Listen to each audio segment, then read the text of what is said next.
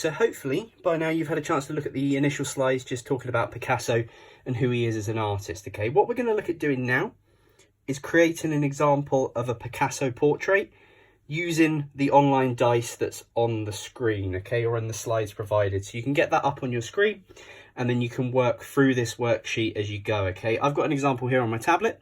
What I'm going to do is for the first roll, you're going to get the dice up. You can find your own dice, or if you've got a physical one, that's absolutely fine. And you're just going to tap and roll from there, okay? So I've got number 2. So you go through your first roll, and that is the shape of the head that you're going to start with, okay? So an example of that, I'm just going to draw that in now. I'm going to use a marker pen. You can use a pen or pencil, whatever you've got with you, okay? So we're going to draw that face shape. So it's smaller at the top, going slightly bigger at the bottom, okay? So that's our shape of our head as we're going to go.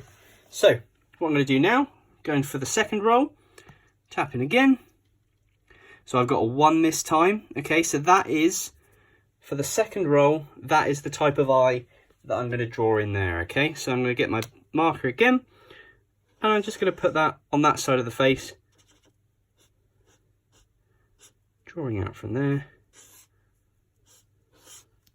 Okay, and that's the eye that I've got going there, okay? So there's some examples of Picasso's work on the slides as well that you might want to help look at to think about where you're positioning things. But you can see from his face in the Cubist style, he's taken different elements of the face and positioned them differently, okay? So it doesn't have to look like an exact perfect portrait of someone.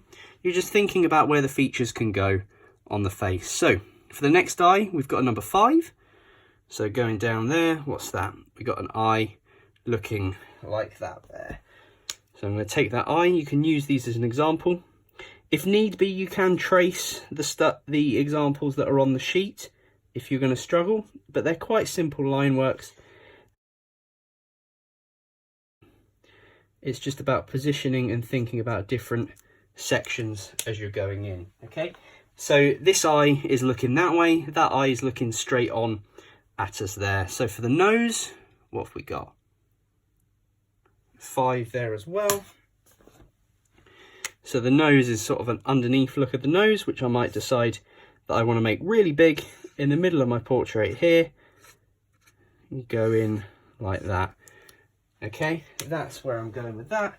And then final one, obviously yours is going to look completely different because you might get a different selection of rolls. Okay, so number 6 for the mouth, and nice and simple. It's just going to be a section. I've got some space here.